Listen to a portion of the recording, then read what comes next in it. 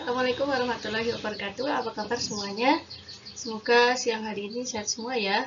Jangan lupa banyak makan yang bergizi, kemudian istirahat yang cukup karena cuacanya lagi tidak menentu.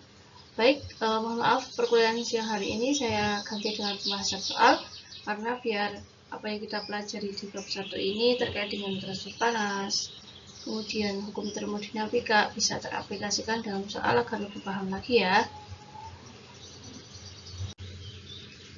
Untuk pendalaman materi yang akan saya bahas ada soal-soalnya, yaitu pertama tentang adanya transfer panas ya, kemudian adanya hubungan transfer panas dengan termodinamika, kemudian mode transfer panas, yaitu saya ambil konduksi dan konveksi dulu.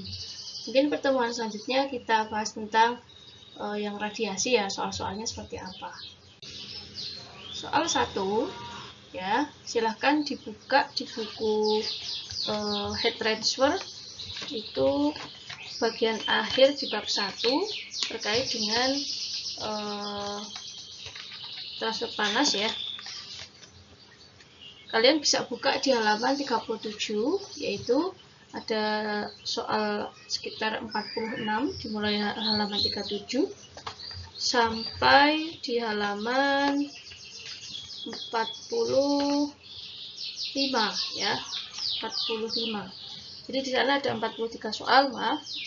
Kemudian di siang hari ini saya bahas 7 soal yang fokus pada transfer panas, kemudian hubungan transfer panas dengan termodinamika ya. Kemudian yang ketiga, mode transfer konduksi konveksi seperti apa. Baik, soal nomor 1 yaitu kita bisa lihat di sana ada sebuah dinding ya, dinding komposit yang terisi ada 3 lapisan ya. Ada lapisan cemara ya, dia punya tebal 5 cm, kemudian aluminium tebalnya 1 cm, timah tebalnya 1 cm. Jadi dinding tersebut terisi oleh 3 lapisan yang berbeda-beda. Dan ini yang terakhir ada papan gabus ya, 6 cm. Kemudian untuk suhunya ada di 2 perbedaan, yaitu suhu di luar 60 derajat Celcius, sedangkan suhu bagian kemudian suhu bagian luar, maaf, ini untuk yang cemara ya. Nah, ini kemudian suhu di bagian luar papan gabus ada 10 cm. Yang kita cari itu bagaimana plot gradien suhu melalui dinding. Kedua, profil suhunya menyarankan apakah mungkin ya dibuat dinding selanjutnya. Nah, berdasarkan soal yang tadi saya bacakan, kita bisa melihat ya visualnya seperti apa. Ternyata ada 4 lapisan ya. Yang pertama di sini ada dinding ya, dinding. Kemudian di dalamnya ada 4 lapisan. Pertama itu lapisan cemara yang mana dia punya lebar 0,05 meter. Kemudian kalau yang tengah ya, tengah lagi itu lapisan aluminium ya, tebalnya 0,01 ya. Dan kemudian timah ya, lapisan timah ini tebalnya 0,01. Kemudian yang terakhir ada gabus yang tebalnya 0,06. Masing-masing lapisan ini punya nilai konduktivitas termal yang berbeda-beda. Seperti halnya kalau di lapisan cemara ya, yang pertama ini punya nilai konduktivitas termal 0,12 Weber per meter derajat Celcius ya. Kemudian aluminium itu punya konduktivitas termal yaitu 237 ya, ini lebih tinggi ya daripada lapisan cemara. Kemudian yang ketiga ini ada timah ya, agak jauh ya nilainya dengan aluminium, yaitu K sama dengan 35. Dan kemudian untuk lapisan gabus ini ternyata punya nilai konduktivitas termal 0,04. konduktivitas termal atau kita namakan besarnya dengan K, ini sebanding dengan kemampuan dia dalam transfer kalor atau menyimpan kalor tersebut. Sehingga ya, setiap lapisan ini nilainya berbeda-beda. Nah, untuk menjawab yang soal A ya, yang ditanyakan adalah tadi ya, nilai dari delta T-nya, plotnya seperti apa. Nah, plot gradien temperatur terhadap dinding. Nah, kalau kita lihat di plot terhadap pada diagram kartesius itu ada dua sumbu, yaitu sumbu X yang mana ini mencirikan sebagai jarak ya, jarak yang jarak terhadap dinding ya, jarak terhadap dinding. Kemudian untuk yang sumbu Y itu adalah fungsi suhu ya, atau temperatur. Nah, kita lihat semakin besar sebuah lapisan ini ternyata memberikan jarak yang semakin besar ya. Tetapi di sini ada nilai dari lapisan cemarannya itu yaitu 10,87. Nah, nilai ini diperoleh dari mana ya? Nah, kalian bisa lihat di buku halaman 16-17. Di sana dijelaskan bahwa kalau kita mau mencari bagaimana plotnya kayak gitu. Nah, ini ada rumus ya, bahwa delta T untuk lapisan si gabus, delta T untuk lapisan cemara itu dikalikan dengan 1 ditambah dengan K per L ya. K per L untuk cemara dibagi dengan K per L untuk aluminium. Nah, ini kan dia punya tebal 0,01 ya. 0,01 ya, nilainya seperti itu. Nah, kemudian kalau kita lihat di sini ada ditambah juga ya, K per L dari lapisan cemara terhadap lead atau timah ya, dibagi dengan K per L dari timah. Terus kemudian ditambah dengan K per L lapisan cemara dibagi dengan K per L dari lapisan gabus. Nah, apa itu K per L ya? Kalau kita lihat di halaman 17 ya, 16-17 itu dijelaskan bahwa Q atau disebut dengan transfer panas ya, kalornya itu sama dengan K delta T per L. Jadi panasnya atau kalornya yang diterima ya, nah itu berbanding lurus terhadap K per L ya, K per L. Nah, maka ya delta T yang kita lihat ya, delta T yang kita lihat itu bisa ya dicari dengan ya, disamadengankan dengan nilai dari luar ya, suhu luar ya dikurangi ya suhu luar yang sebelahnya si cemara, kemudian dikurangi dengan suhu luar yang dekat sama lapisan gabus. Berarti kan diketahui tadi yang suhu luar dekat dengan cemara itu 60, dekat dengan gabus itu 10. Berarti 60 dikurangi 10 sama dengan 50 ya. Sehingga delta T di sini ya, kalau kita lihat tadi K per R dikali delta T, maka delta T itu sendiri itu sama dengan ya Q ya, kemudian Q dikalikan dengan L dibagi dengan K ya. Nah, kita lihat di sana kalau misalnya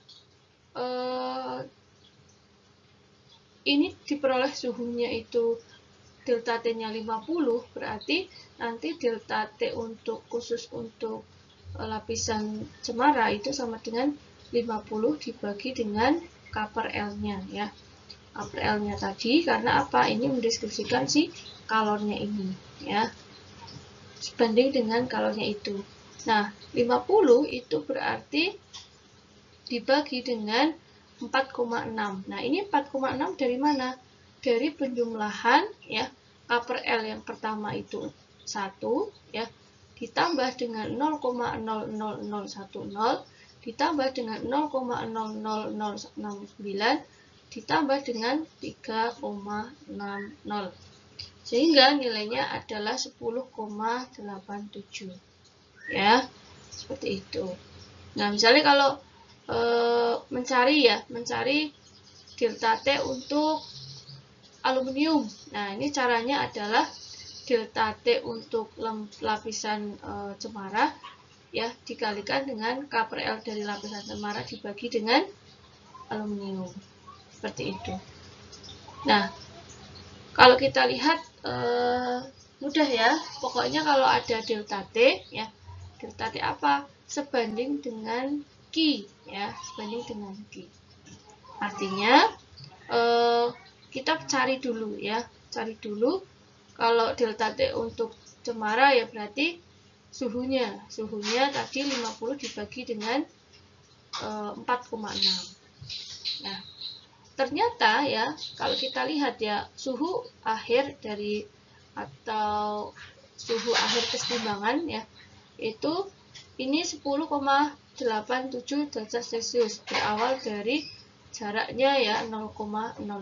Jadi selama 0,05 suhunya 10,87 derajat Celcius. Nah, apa yang terjadi ketika panas itu melalui aluminium? Nah, ternyata ini akan memberikan nilai juga ya, nilai juga delta T untuk aluminium 0,0011 derajat Celcius. Kemudian untuk yang ketiga, delta T untuk timah 0,0075 dan delta T untuk lapisan gabus yaitu 39,13 derajat Celcius. Nah, nilai itu diperoleh dari rumus yang ini ya. Delta T untuk yang lainnya yaitu misalnya delta T untuk tadi ya aluminium ya. Itu berarti delta T yang punyanya si timah punyanya cemara ya, Fir. Kemudian dikalikan dengan K per L-nya si lapisan cemara ya, dibagi dengan K per L-nya miliknya yang dicari ya. Miliknya yang dicari adalah si aluminium. Jelas ya? Nah, kemudian hal yang bisa kita simpulkan ternyata suhu ketika melewati lapisan itu berbeda-beda ya.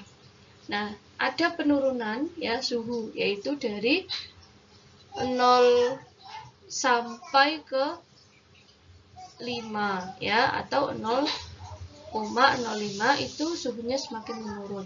Kemudian melalui sebuah aluminium itu suhunya datar ya. Kemudian melalui yang timah itu turun lagi dan ketika melalui gabus itu turun lagi ya. Ini berhubungan dengan nilai K-nya.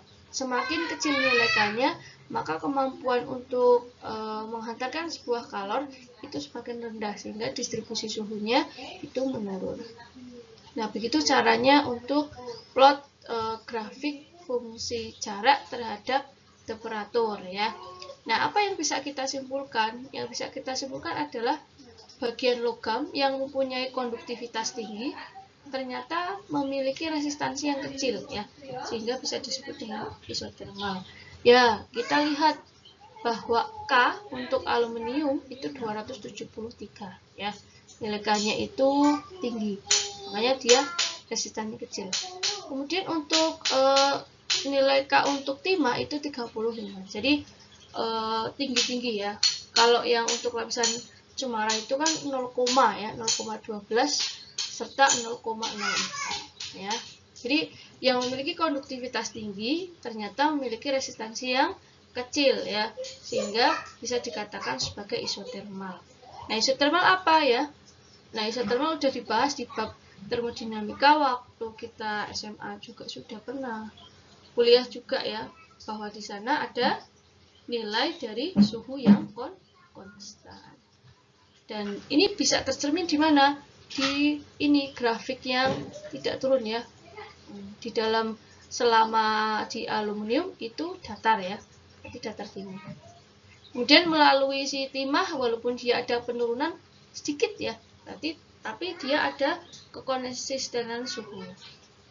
Nah, ternyata di aluminium karena dia datar seperti ini ya, maka ini disebut dengan isotermal karena suhunya itu konstan ya. Baik, untuk soal nomor 2 yaitu kita bisa memverifikasi persamaan 1.15 ya. Kalau kita lihat ya, persamaan tersebut ada di halaman 19 ya. Halaman 19 di buku Head-Ransford. Nah, kalau disuruh verifikasi berarti kan fisiknya harus jelas ya, bahwa di sana sesuai dengan hukum Isaac Newton yang tahun 1701 mengatakan bahwa adanya proses konveksi ya, konveksi pada saat pendinginan seperti apa ya. Kalau kita lihat ya, proses konveksi, kalau kita lihat misalnya ada air ya, air dimasak di panci, semakin besar sebuah atau api yang dikasih ke panci tersebut, maka kalau kalornya besar, maka air itu akan cepat mendidih, dan saat mendidih maka molekul-molekul yang ada di dalam air itu akan bergerak semakin cepat. Nah, kalau misalnya kompornya itu dimatikan, berarti di sana ada proses yang mana pendinginan ya. Dijelaskan bahwa negatif dt body per dt itu sebanding dengan T body min theta hingga. Ini artinya apa? Bahwa ada penurunan ya, perubahan suhu panci tersebut terhadap waktu itu sebanding dengan suhu yang panci tersebut dikurangi tak hingga. Artinya di sini tak hingga itu temperatur ya, temperatur fluida yang datang, misalnya seperti itu. Karena kalau proses misalnya udah mendidih kan tadi, kemudian ditambahin air yang biasa kan, dia air yang biasa kan dari luar ditambahkan ke dalam panci. Nah, berarti ada proses pendinginan ya, ada proses pendinginan, dan nanti ada suhu akhir campuran yang kita bisa lihat di sana.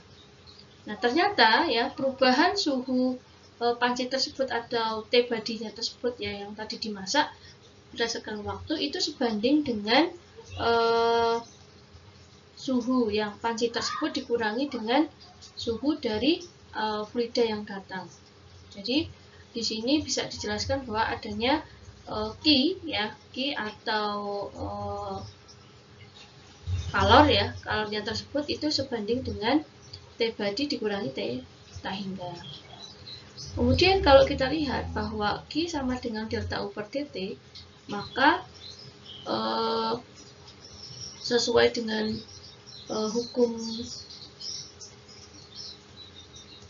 termodinamika 1 ya, bahwa Q sama dengan U plus V ya. Kalau misalnya suatu sistem tak kasih kalor, maka di sana ada energi dalam. Kemudian kalau kalornya digunakan untuk usaha, nanti ada V-nya. Tetapi yang di sini itu hubungannya V-nya tidak ada ya, karena air yang kita masak tadi itu tidak digunakan untuk apa-apa, misalnya air saja. Tetapi ketika suatu proses pendinginan, misalnya kita nambahkan air ke dalam panci, berarti kan kita memasukkan fluida luar yang dia punya suhu tertentu ke dalam panci tersebut yang sudah dingin ya, yang baru mendidih, sehingga pasti ada suhu akhir dari percampuran dua fluida. Nah, ternyata Q-nya itu sebanding dengan du per dt. Artinya apa? Sebanding dengan perubahan energi dalam terhadap waktu. Kalau kita lihat du itu bisa kita substitusikan ya, rho P, rho C dikalikan V ya. Rho C ini nanti kita berhubungan dengan rapatnya si volume, tetapi dia volumetrik, kemudian dikalikan dengan volume fluida yang di sana ya, kemudian dikalikan dengan perubahan Q-nya atau suhunya ya, perubahan suhunya dibagi terhadap waktu ya, yaitu turunan terhadap waktu, sehingga rho CV bisa keluar ya, Berarti rho CV itu bisa keluar dikalikan dengan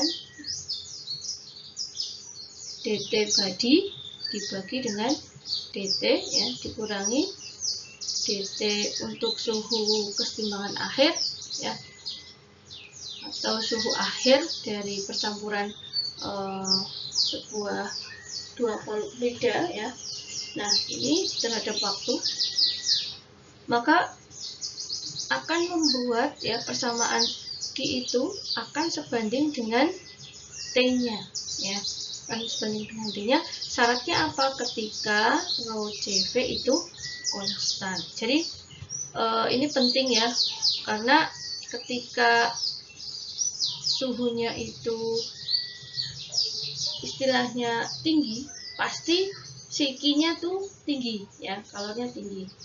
Tetapi syarat yang ada harus rho CV-nya konstan ya, dapat keadaannya dikalikan dengan C-nya dikalikan dengan volumenya, konstan ya. Jaga konstan.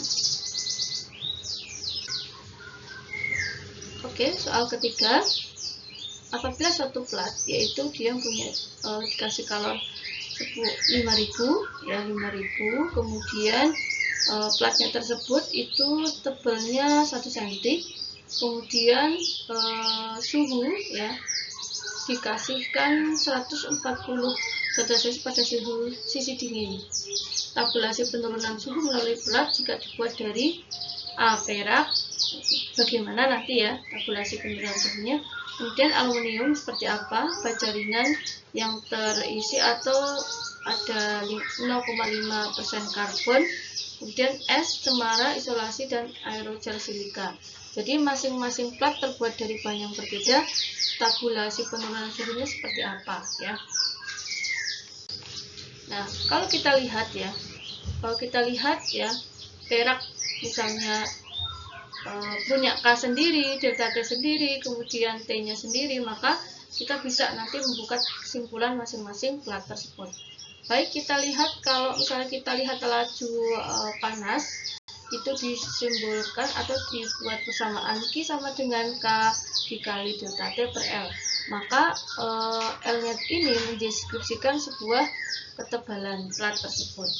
Sehingga kalau K itu bisa nanti dicari ya, delta T-nya seperti apa ya. Delta T-nya sama dengan ya, itu T hot ya, T hot yang dikasihkan ditambah dengan 40, atau yang tadi dikasihkan 50 ya, 50 ya, ditambah dengan 40. Oh, berarti ini gini, Q sama dengan K delta T per L. Jadi kalau kita cari delta T-nya berarti Q kali L ya. Q dikali L dibagi dengan K. Ini deskripsi dari delta T-nya sendiri. Kemudian kita bisa ngisi ya, bahwa Q-nya tadi 5000, berarti kita isi 5000 dikali dengan tebalnya plat itu 0,01 ya, dibagi dengan K itu sendiri. Jadinya ini berapa? 50 ya. 50 per K. Nah, delta T-nya adalah dia punya fungsi 50 per K. Sehingga kalau kita K-nya tak ganti-ganti menjadi silver, berarti perak K-nya besar ya, 429, maka delta T-nya menjadi 50 dibagi 429 ya, dan seterusnya. Nanti bisa kalian coba cari sendiri ya. Untuk delta T aluminium ya, itu berarti rumusnya apa? 50 dibagi dengan 239 ya, ketemunya sesuai dengan ini ya, 0,21. Kemudian steel ya, steel kita ya tadi 50 dibagi 57, berarti ketemu 0,88. Sehingga T hot sama dengan delta T min 40. Berarti ya tadi ketemu 0,12 dikurangi 40, berarti 0 min negatif 39,88. Nah, ini menghasilkan kesimpulan delta T-nya itu sangat kecil ya. Delta-nya sangat kecil kalau dia negatif. Kemudian kalau delta T-nya itu diperoleh besar, maka kita bisa cari kesimpulannya ya. Kesimpulannya. Kemudian ini juga semakin besar ya. 793 ya untuk tadi benda yang sebelumnya ya sudah dijelaskan, yang terisi 55% ya, tadi udah jelaskan di depan ya. Nah, ini ternyata T hot-nya itu 793. Nah, ini kesimpulannya bahwa delta T yang besar. Nah, keefektifannya itu nilai dari K-nya itu ya akan mempunyai perbedaan besar sebesar 0,06 ya. Ini artinya kalau T hot-nya besar ya, kita bisa lihat 0,06 khusus untuk nilai K-nya. Nah, kemudian ketika saya pakai platnya itu tak isi silika aerogel, maka T hot-nya itu diperoleh 2043 ya. K-nya kan tadi kecil, kemudian delta T-nya sama dengan 50 per K ya. Berarti 50 ya dibagi dengan K 0,024 ya. Jadinya kan ini ya. Kemudian T hot-nya sama dengan delta T-nya ini berarti 2000 dikurangi 40. 2083 dikurangi 40 berarti 2043. Nah, ini sungguh nilai yang besar untuk delta T-nya. Dan ini ketika kita menggunakan itu akan mempunyai ya delta T yang drop to a lower value. Jadi delta T yang mana akan mempunyai nilai yang rendah malah ya delta T-nya. Kan tadi tinggi, terus ketika itu digunakan maka akan membuat ya perbedaan yang tinggi. Berarti sebenarnya apa ya, kita membuat kesimpulan apa ya, nilainya itu ya akan berpengaruh ya. Kalau K-nya kecil kan kemampuan untuk mentransfer panas itu kan kecil ya, sehingga kalau delta T-nya berarti besar, jadi besar karena 50 dibagi 0,024 itu sungguh besar ya, 2083 derajat Celcius ya. Seperti itu.